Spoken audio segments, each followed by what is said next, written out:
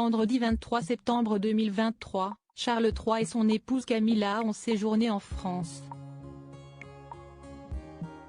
Lors de leur escapade à Bordeaux, le couple royal a visité une propriété viticole qui était en difficulté financière.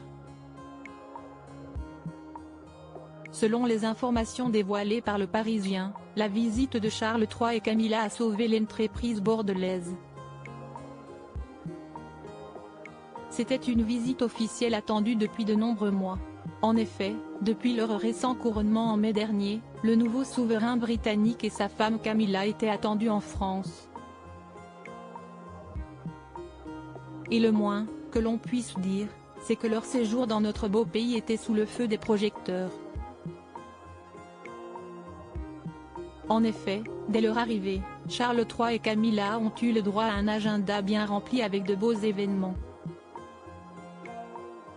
Au programme, un dîner d'État extraordinaire dans le prestigieux château de Versailles, la rencontre avec le peuple français, une balade en voiture sur la plus belle avenue du monde, la découverte de monuments historiques tels que la basilique de Saint-Denis et enfin un court séjour dans la région bordelaise.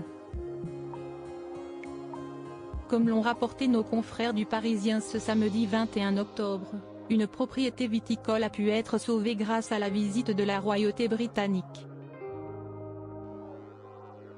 Je remercie le roi Charles d'être passé par là dans les pages du journal. Noémie Tannot, la propriétaire du domaine viticole, s'est exprimée sur la visite de Charles III et Camilla. C'est en 2020, en pleine période de pandémie, que la viticultrice a racheté ce lieu. Je suis vraiment reparti de zéro avec aucun client.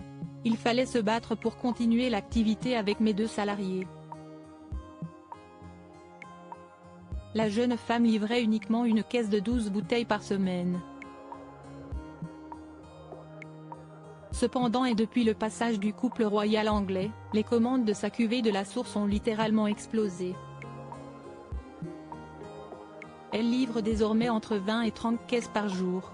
C'est avec beaucoup de gratitude que l'entrepreneur savoure sa chance et cette belle opportunité. Je remercie le roi Charles d'être passé par là, si est une grande bouffée d'oxygène, j'en suis consciente.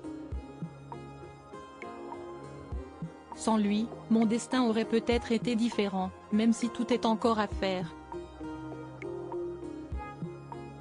Dans la suite de ses confidences, la viticultrice a livré ceci: j'ai toujours cru en mon étoile, même si je n'avais pas imaginé une seule seconde qu'un roi allait déguster mon premier millésime et en dire le plus grand bien, a-t-elle conclu.